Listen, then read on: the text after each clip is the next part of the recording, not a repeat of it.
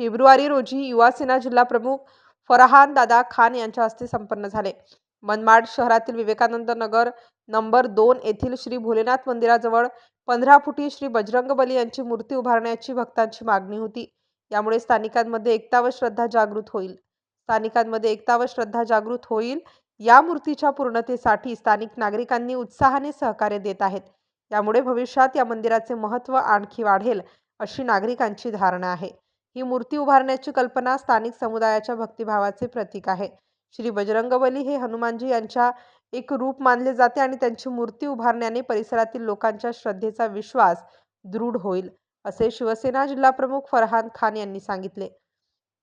भूमिपूजन कार्यक्रम प्रसंगी शिवसेना शहर प्रमुख मयूर बोरसे, सहसंपर्क प्रमुख अल्ताफ बाबा खान, उपजिल्हा प्रमुख सुनील हांडगे, उपतालुका प्रमुख संजय घुगे, माजी नगराध्यक्ष योगेश पाटील, राजाभाऊ भाबड, कैलास गवडी, महेंद्र शिरसाट, दिलीप तेजवानी, आझाद पठाण, सागर शिरसाट, राजू जाधव, लाला नागरे, सुभाष माळवतकर, लोकेश साबळे, ऋषिकांत आव्हाड, मुकेश थोरात, योगेश शर्मा, निलेश ताठे, सागर आव्हाड, महेश बोराडे, मंदार चौधरी, सचिन छाजेड, सुमेर मिश्रा, अक्षय कुटे, सचिन दरगुडे, दिलीप काका माळी, वाल्मिक वडकते सर, देवेंद्र चुनियान, दत्तात्रय आहेरराव, सतीश नायदे, पवन पवार, गणेश शिवदे, मयूर गोसावी, निलेश व्यवहारे यांसह परिसरातील महिला व पुरुष मोठ्या संख्येने उपस्थित होते.